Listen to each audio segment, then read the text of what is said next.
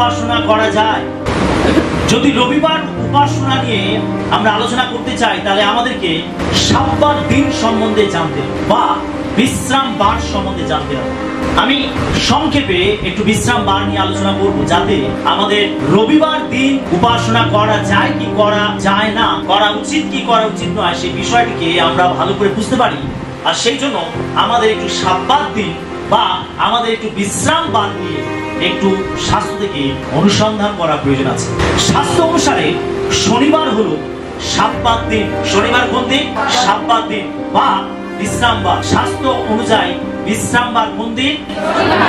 রবিবার কিন্তু বিশ্রাম বার নয়। আমরা যেন কখনো মুখ থেকে এই কথা বের না করি, কোথাও না, যে রবিবার হলো বিশ্রাম বার।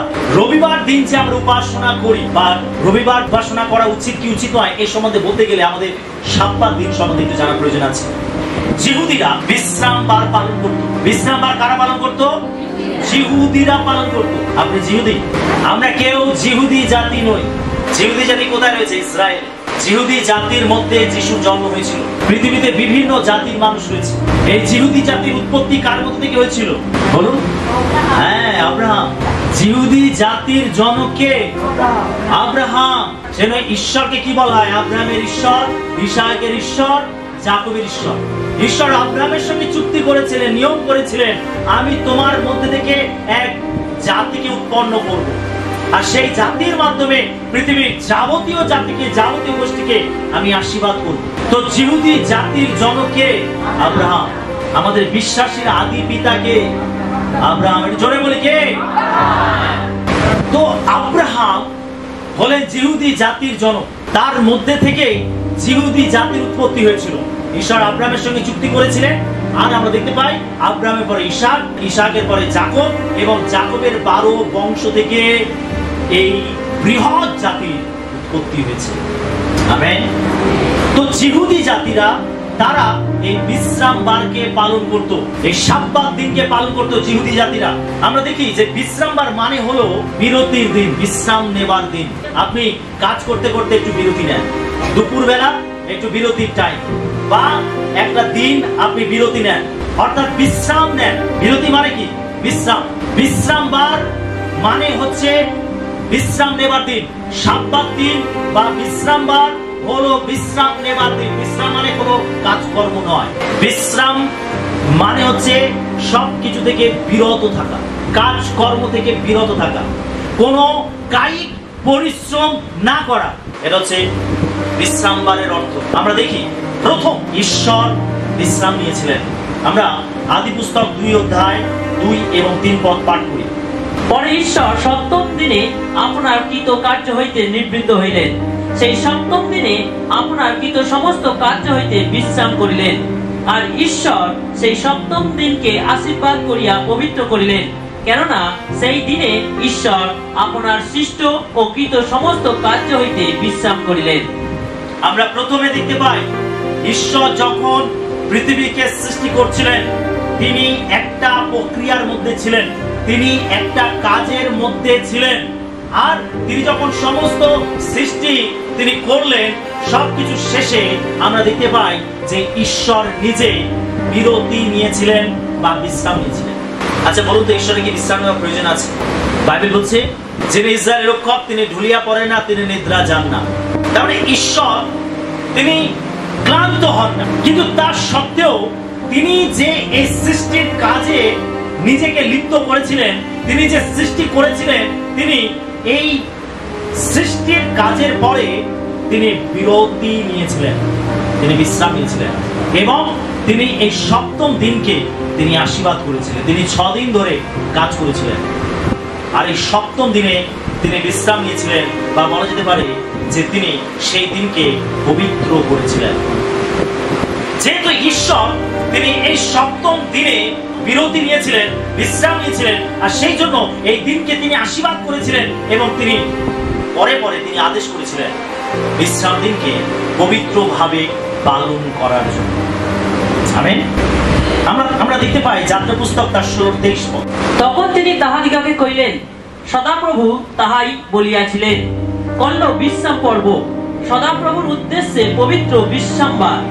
তোমাদের যাহা ভাজিবার ভাজো, ও যাহা পাক করিবার পাক করো, এবং যাহা অতিরিক্ত তাহা পাতকালের জন্য তুলিয়া রাখো।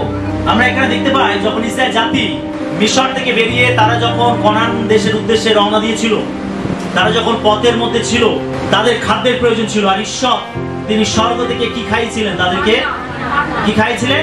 মান্না খাইয়েছিলেন। তারা প্রত্যেকদিন মান্না কুড়াতো, স্বর্গ থেকে ঈশ্বর মান্না দিতেন, তারা মান্না কুড়াতো, সেই মান্না তারা রান্না করে খেত। এই মান্না অনেকটা ধনিয়া বীজের মতো, তারা সেটা খেতে মধুর মতো মিষ্টি, তারা সেটাকে রান্না করতে এবং খেত। তাদের এই সময়, এই যাত্রাকালে তাদেরকে কোনো চাষাবাদ করতে হয়নি, তাদের কোনো শস্য ফলাতে হয়নি। ঈশ্বর তাদেরকে যত্ন নিয়েছিলেন, ঈশ্বর তাদেরকে স্বর্গ থেকে মান্না খেতে দিয়েছিলেন। তাদের যাতে পথ চলা থেমে না যায় সেই জন্য তিনি দিনের বেলা মেঘ হয়ে তাদেরকে ছায়া দান করেছেন, এবং রাতের বেলাও যাতে তাদের সমস্যা না হয় সেই জন্য তিনি অগ্নি সহকারে আলো প্রদান করেছিলেন। এবং পথের মাঝে তাদের যাতে খাদ্যের ঘাটতি না হয় সেই জন্য তিনি স্বর্গ থেকে মান্না খেতে দিয়েছিলেন। যখন ঈশ্বর প্রত্যেকদিন তাদেরকে মান্না দিতেন, তারা মান্না কুড়াতো। কিন্তু যখন বিশ্রামবারের আগের দিন আসতো, বিশ্রামবারে তারা কোনো কাজ করতে পারতো না। কোনো কাজ নয়, বিশ্রামবার মানে কোনো কাজ নয়। এই বিশ্রামবারের আগের দিন, বলা যেতে পারে শুক্রবার দিন, শুক্রবার দিন ঈশ্বর যখন তাদেরকে মান্না দিতেন, তারা দুদিনের জন্য মান্না সঞ্চয় করে রাখত, শুক্রবারের জন্য এবং শনিবারের জন্য। অন্য দিনগুলোতে ঈশ্বর তাদেরকে প্রত্যেক দিনের মান্না প্রত্যেক দিনে যোগাতেন। যদি তারা অতিরিক্ত সঞ্চয় করে রাখতো যে আজকে সোমবার আর আমি মঙ্গলবারের জন্য আমি মান্না জমিয়ে রাখবো, যাতে মঙ্গলবার আমাকে মান্না কুড়াতে আসতে না হয়, মঙ্গলবার আমাকে কাজ করতে না হয়, আমি মঙ্গলবারের জন্য কুড়িয়ে রাখবো। যদি এইভাবে তারা রাখতো, শুধু সোমবার দিনটাই মান্না ঠিক থাকতো, মঙ্গলবার মান্না পৌঁছে যেত। কিন্তু যখন শুক্রবার তারা মান্না কুড়াতো, সেই মান্না তারা দুদিনের জন্য মজুদ করে রাখতো। প্রথমত তারা শুক্রবার দিন তারা সেটা খেত, এবং শনিবার দিন বিশ্রামবারের দিনেও তারা সেই মান্নাকে মজুদ করে রাখতো। সেই দিনে তারা মান্না কুড়াতো না, তারা সেই দিনে কোনো রান্না বান্না করতো না। কিন্তু সেই দিনে অবাক করা বিষয়, মান্না পৌঁছে যেত। হালেলুয়া।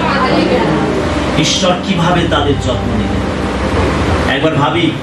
ঈশ্বর কিভাবে তাদেরকে যত্ন নিতেন, ঈশ্বর কিভাবে অলৌকিক কাজ করতে পারেন, ঈশ্বর কিভাবে আমাদেরকে পরিচালনা করতে পারেন, ঈশ্বর কিভাবে নেতৃত্ব দিতে পারেন, ঈশ্বর কিভাবে আমাদের প্রত্যেকটা প্রয়োজন মেটাতে পারেন। সেটা অবাক করার বিষয় নয়। সেটা এখানে লেখা রয়েছে, তারা শনিবার দিনে কোনো রান্না বান্না করতে পারবে না, তারা শুক্রবার দিন তা কুড়িয়ে রাখতো দুদিনের জন্য। শুক্রবার খেত এবং শনিবার খেত, তারা বিশ্রামবার পালন করত। আমরা যাত্রা পুস্তক তার 20 অধ্যায় 8 থেকে 10 পদে দেখি যে এই বিশ্রামবার ঈশ্বর আজ্ঞাতে বা ব্যবস্থার মধ্যে তিনি যুক্ত করে দিয়েছিলেন। এটা ব্যবস্থার মধ্যে স্থান নিয়ে নিয়েছিল। ইসরায়েল জাতিকে যখন আজ্ঞা দিয়েছিলেন, 10 আজ্ঞা দিয়েছিলেন, আর সেই আজ্ঞার মধ্যে এই বিশ্রামবার পবিত্র রূপে পালন করার আজ্ঞাও তিনি দিয়েছিলেন। আমরা যাত্রা পুস্তক 20 অধ্যায় 8 থেকে 10 পদ পাঠ করি। তুমি বিশ্রাম দিন স্মরণ করিয়া পবিত্র করিও, 6 দিন শ্রম করিও, আপনার সমস্ত কার্য করিও, কিন্তু সপ্তম দিন তোমার ঈশ্বর সদাপ্রভুর উদ্দেশ্যে বিশ্রাম দিন। সেদিন তুমি কি তোমার পুত্র কি কন্যা, কি তোমার দাস কি দাসী, কি তোমার পশু, কি তোমার পুরোদ্ধারের মধ্যবর্তী বিদেশী কেহ কোনো কার্য করিও না। কি লেখা রয়েছে? বিশ্রামবারের অর্থ কি? একদম সমস্ত কাজ থেকে বিশ্রাম নেওয়া। এই বিশ্রামবারটা ঈশ্বর দিয়েছিলেন সমস্ত কাজ থেকে বিরতি নেওয়া। এমনকি সেই দিনে ঘরেতে যদি কোনো চাকর বাকর কাজকর্ম করে, দাস দাসী থাকে, তখনকার দিনে তো দাস দাসী বাজারে বিক্রি হতো। যারা ধনবান ব্যক্তি হতো, দাস দাসী তারা কিনে রাখতো। আমরা কোথায় দেখতে পাই? আমরা আদি পুস্তকে দেখতে পাই যোসেফকে বিক্রি করে দেওয়া হয়েছিল, দাস রূপে তাকে বিক্রি করে দেওয়া হয়েছিল। আমরা দেখতে পাই পটিফর তাকে দাস রূপে তার বাড়িতে কিনে নিয়ে গেছিল। তখনকার দিনে দাস বিক্রি হতো। যারা ধনবান ব্যক্তি হতো তারা কোমরে দাসকে বেঁধে তারা বাজারে নিয়ে গিয়ে বসত। ধনবান লোকেরা আসতো, তারা মূল্য দিয়ে দাস কিনে নিয়ে যেত। যদি যে দাসকে তারা কিনছে যদি শিক্ষিত হতো বা কোনো কাজেতে খুব পারদর্শী হতো, তাদেরকে অনেক মূল্য দিয়ে কিনতে হতো। যদি নিরক্ষর হতো, সেরকম কোনো গুণ না থাকতো, তাদেরকে অল্প মূল্যে তারা কিনে নিয়ে যেতে পারতো। অর্থাৎ তাদের শিক্ষা দীক্ষা, তাদের বিশেষ কোনো দক্ষতা অনুযায়ী তাদের মূল্য গণনা করা হতো। তো যাদের বাড়িতে দাস দাসী থাকতো, এই বিশ্রামবারে তাদেরকে দিয়ে কোনো কাজকর্ম তারা করতে পারবে না। পবিত্রভাবে পালন করার অর্থ সেই দিনে তারা কোনো কাজকর্ম করবে না। এটা ছিল আজ্ঞা, এটা ছিল আদেশ। আমরা পুরাতন নিয়মে আমরা বাইবেলের মধ্যে মোট 613টা আজ্ঞা আমরা পাই। কটা আজ্ঞা পাই? 613টা আজ্ঞা পাই। এটা একটা গবেষণার মধ্যে থেকে দেখা গেছে, উইকিপিডিয়া থেকে আমরা দেখতে পাই। যদি গুগলে গিয়ে সার্চ করে দেখবেন 613টা আজ্ঞার কথা, কমান্ডসের কথা লেখা রয়েছে। তো আমাদেরকে এই তত্ত্ব দেয় যে বাইবেলে 613টা আজ্ঞা রয়েছে। আর এই 613টার আজ্ঞার মধ্যে এই বিশ্রামবার পবিত্র রূপে পালন করিও, এটাও হলো একটা আজ্ঞা, যেটা 10 আজ্ঞার মধ্যে স্থান করে নিয়েছিল, যেটা ঈশ্বর মোশিকে দিয়েছিলেন। 10 আজ্ঞা তিনি পর্বতের উপরে মোশিকে 10 আজ্ঞা দিয়েছিলেন। এই 10 আজ্ঞার মধ্যে একটি আজ্ঞা হলো বিশ্রামবারকে পবিত্র রূপে পালন করো। বিশ্রামবার পবিত্র রূপে পালন করার অর্থ সেই দিনে কোনো দাস দাসী কাজকর্ম করবে না, কোনো পশুর উপরে কোনো বোঝা চাপিয়ে তাদেরকে দিয়ে কাজ করাবে না, তারা কোনো কাজকর্ম করবে না, তারা সম্পূর্ণ বিশ্রাম নেবে। এটাই হচ্ছে বিশ্রামবারের অর্থ। বুঝতে পারলাম সকলে? হালেলুয়া। আমরা যাত্রা পুস্তক তার 31-এ 13 পদ এবং 16 এবং 17 পদ। তোমরা অবশ্য আমার বিশ্রাম দিন পালন করিবে, কেননা তোমাদের পুরুষানুক্রমে আমার ও তোমাদের মধ্যে ইহা এক চিহ্ন রইল, যেন তোমরা জানিতে পারো যে আমি তোমাদের পবিত্রকারী সদাপ্রভু। ইসরায়েল সন্তানগণ চিরস্থায়ী নিয়ম বলিয়া পুরুষানুক্রমে বিশ্রাম দিন মান্য করিবার জন্য বিশ্রাম দিন পালন করিবে। আমার ও ইসরায়েল সন্তানগণের মধ্যে ইহা চিরস্থায়ী চিহ্ন, কেননা সদাপ্রভু 6 দিনে আকাশমণ্ডল ও পৃথিবী নির্মাণ করিয়াছিলেন, আর 7ম দিনে বিশ্রাম করিয়া আপ্যায়িত হইয়াছিলেন।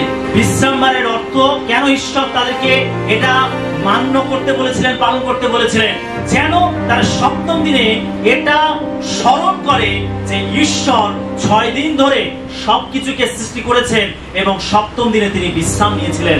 এটাকে তারা যেন স্মরণ করে, এই স্মরণ করার জন্য ঈশ্বর তাদেরকে চিহ্ন স্বরূপ এই বিশ্রামবার পালন করতে দিয়েছিলেন। আমেন। যদি ইসরায়েল জাতিরা তারা যদি বিশ্রামবারকে লঙ্ঘন করত, তাদেরকে শাস্তি দেওয়া হতো। আমরা এরকম একটা ঘটনা দেখতে পাই। এই বিশ্রামবারে ইসরায়েলদের মধ্যে একজন কাজ করেছিল বলে তাকে পাথর ছুঁড়ে মেরে ফেলা হয়েছিল। আমরা গণনা পুস্তক তার 15:32 থেকে 36 পদ পাঠ করি। ইসরায়েল সন্তানগণ যখন প্রান্তরে ছিল, তখন বিশ্রাম দিনে একজনকে কাষ্ঠ সংগ্রহ করিতে দেখিল। যাহারা তাহাকে কাষ্ঠ সংগ্রহ করিতে দেখিয়াছিল, তাহারা মোশি, হারুন ও সমস্ত মণ্ডলীর নিকটে তাহাকে আনিল, আর তাহারা তাহাকে রুদ্ধ করিয়া রাখিল, কেননা তাহার প্রতি কি কর্তব্য তাহা ব্যক্ত হয় নাই। পরে সদাপ্রভু মোশিকে কহিলেন, সেই ব্যক্তির প্রাণদণ্ড অবশ্যই হইবে। সমস্ত মণ্ডলী তাহাকে শিবিরের বাহিরে পোস্তারাঘাতে বধ করিবে। পরে মোশি প্রতি সদাপ্রভুর আজ্ঞানুসারে সমস্ত মণ্ডলী তাহাকে শিবিরের বাহিরে লইয়া গিয়া পোস্তারাঘাত করিল, তাহাতে সে মরিয়া গেল। যখন তারা প্রান্তরের মধ্যে ছিল, ঈশ্বর তাদেরকে দৃঢ় রূপে আদেশ করেছিলেন তারা যেন বিশ্রামবার পবিত্রভাবে পালন করে। কিন্তু একজন ব্যক্তি আসে কাঠ কুড়াতে গেছিল, এই বিশ্রামবারে কাঠ কুড়াতে গেছিল, আর এই অবস্থায় সে ধরা পড়েছিল। ইসরায়েল তাকে ধরে ফেলেছিল, তাকে রুদ্ধ করে রেখেছিল। মোশি এবং হারুনের কাছে তাকে নিয়ে আসা হয়েছিল। এখন এই ব্যক্তির প্রতি কি করণীয়, এটা তারা সিদ্ধান্ত নিতে পারছিল না। সেই জন্য মোশি ঈশ্বরের কাছে জানতে চাইলেন। ঈশ্বর মোশিকে বললেন, একে প্রস্তরাঘাতে মেরে ফেল। ঈশ্বরের আজ্ঞাকে লঙ্ঘন করার জন্য ঈশ্বর কি বললেন? একে বাইরে নিয়ে যাও, তাম্বুর বাইরে নিয়ে যাও, আর একে পাথর ছুঁড়ে মেরে ফেল। আমরা একবার চিন্তা করে দেখি, তখনকার দিনে ঈশ্বরের বিচার সরাসরি নেমে আসতো, আর এখনকার দিনে আমরা অনুগ্রহের যুগে বাস করছি বলে আমরা যা খুশি তাই করে বেড়াচ্ছি। যদি সেই শাসন ব্যবস্থা ঈশ্বরের থাকতো, যদি প্রভু যীশু খ্রিস্ট এই পৃথিবীতে না আসতেন, যদি আমাদের প্রতি তিনি অনুগ্রহ প্রদান না করতেন, আজ আমরা বহু মানুষ মারা যেতাম। এটা ঈশ্বরের দয়া যে আমরা বেঁচে আছি। একটু জোরে ঈশ্বরের গৌরব করি, হালেলুয়া।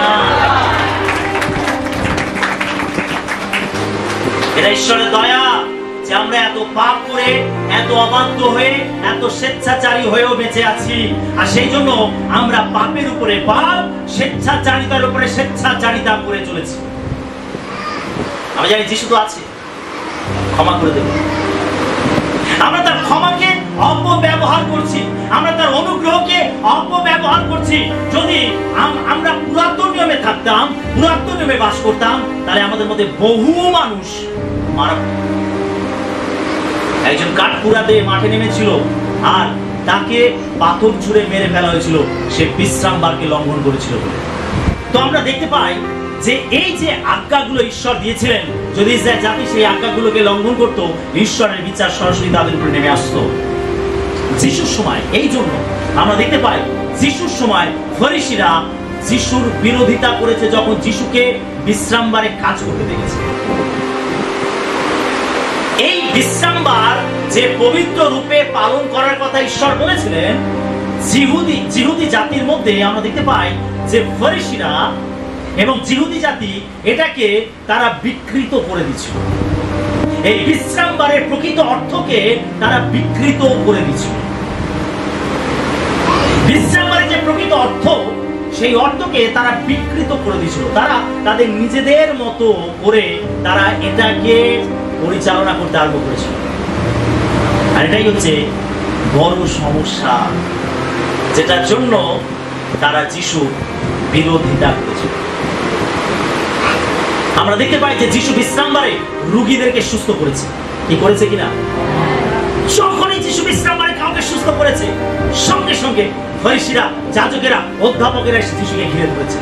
এই তুমি এই বিশ্রামবারে কেন কাজ করছো? তুমি কেন ঈশ্বরের আজ্ঞাকে লঙ্ঘন করছো? না না, তুমি একজন প্রকৃত নবী হতে পারো না, তুমি একজন প্রকৃত ভগবতী হতে পারো না, তুমি একজন ভণ্ড। তারা বারবার এসে যিশুর বিরোধিতা করছে। কিন্তু এই বিশ্রামবারের প্রকৃত অর্থ কি, এই ফরিসিরা, জিহুদিরা তারা বুঝতে পারেনি। তারা এই বিশ্রামবারের প্রকৃত অর্থকে তারা বিকৃত করে দিয়েছিল। তারা তাদের নিজেদের ইচ্ছা মতো তারা এই বিশ্রামবারকে পরিচালনা করতে আরম্ভ করেছিল। আমরা মথে লিখিত সুসমাচার তার 12 অধ্যায় 8 পদ আমরা পাঠ করি। কেননা মনুষ্যপুত্র বিশ্রামবারের কর্তা। কে বিশ্রামবারের কর্তা? ঈশ্বর বিশ্রামবার পালন করতে বলেছেন। সেই বিশ্রামবারের কর্তা হলেন প্রভু যীশু খ্রিস্ট। যে কর্তা তিনি তার ইচ্ছা মতো কাজ করতে পারেন। আমেন।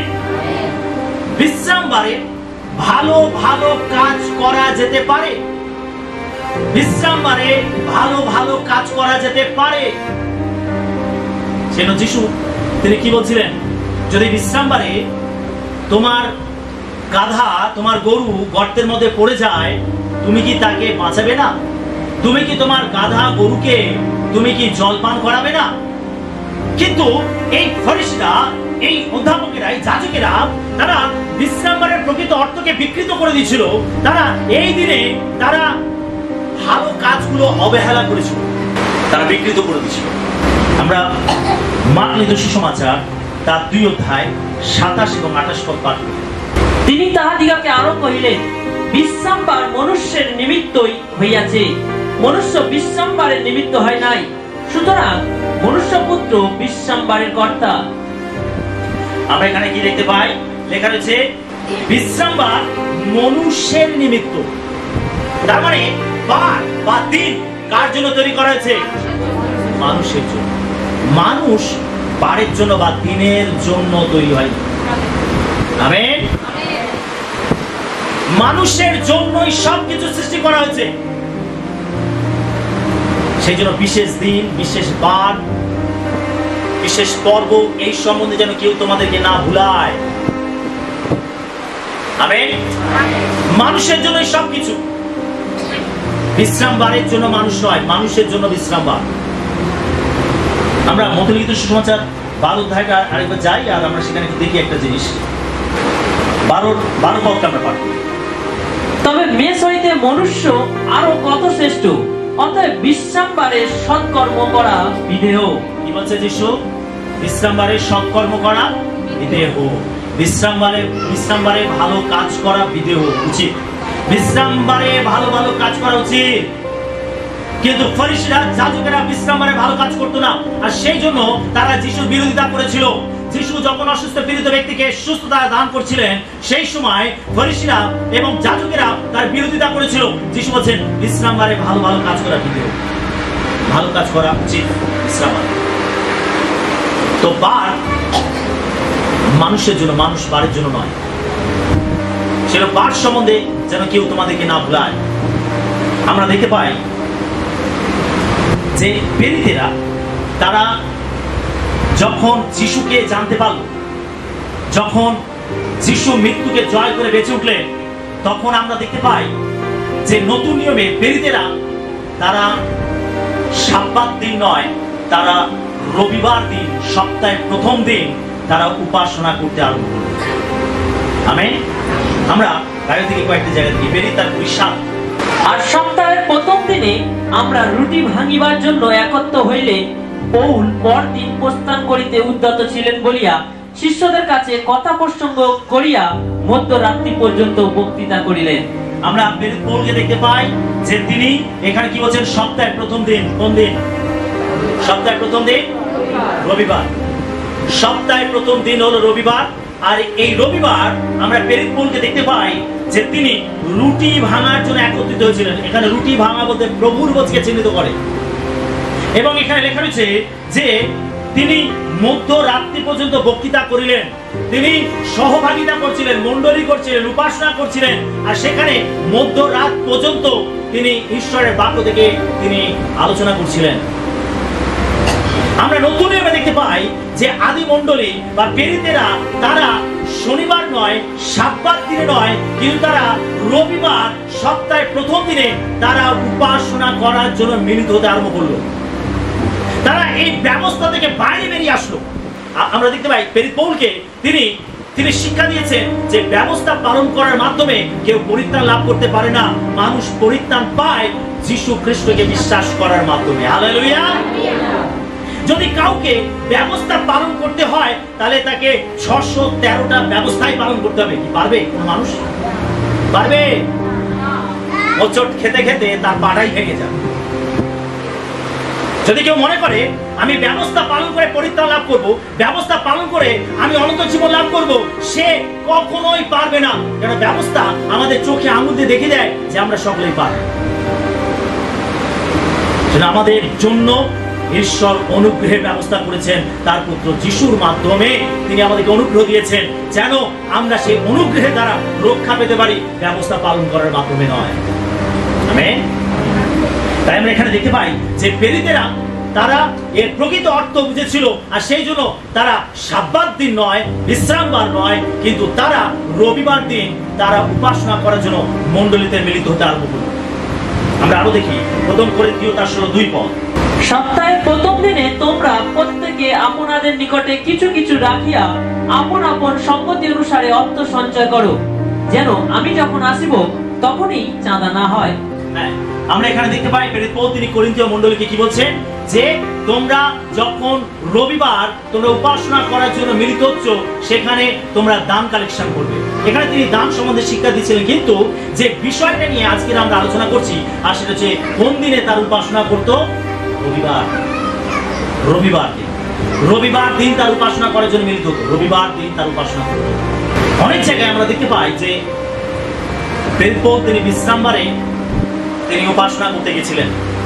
শিষ্যরা অনেক সময় বিশ্রামবারে তারা উপাসনা করতে গেছেন জিহুদীদের কাছে। কেন? তাদের যাওয়ার পিছনে উদ্দেশ্য কি ছিল? হ্যাঁ, তারা ঈশ্বরের উপাসনা করবে, কিন্তু তার সঙ্গে সঙ্গে তারা সুসমাচার প্রচার করার জন্য, যিশুকে জিহুদীদের কাছে তুলে ধরার জন্য তারা বিশ্রামবারে উপাসনা গৃহে গিয়েছিল উপাসনা করতে। তারা ব্যবস্থা পালন করার জন্য যায়নি। কিন্তু আমাদের একটা জিনিস জানতে হবে যে প্রভু যিশু তিনি ব্যবস্থার অভিশাপ থেকে আমাদের সম্পূর্ণ মুক্ত করেছেন। হালেলুয়া। ব্যবস্থার বন্ধন থেকে প্রভু যীশু খ্রিস্ট আমাদেরকে মুক্ত করেছেন। সেই জন্য শুধু রবিবার নয়, আমাদের যখন ইচ্ছা, যেদিন ইচ্ছা আমরা ঈশ্বরের উপাসনা করতে পারি। আমেন। শুধু বিশ্রামবারে উপাসনা করলে প্রভু শুনবেন না। আমরা যেদিন ইচ্ছা, যখন ইচ্ছা আমরা প্রভুকে ডাকতে পারি, তিনি আমাদের উপাসনায় উপস্থিত হয়ে আমাদেরকে আশীর্বাদ করতে পারেন। আমেন।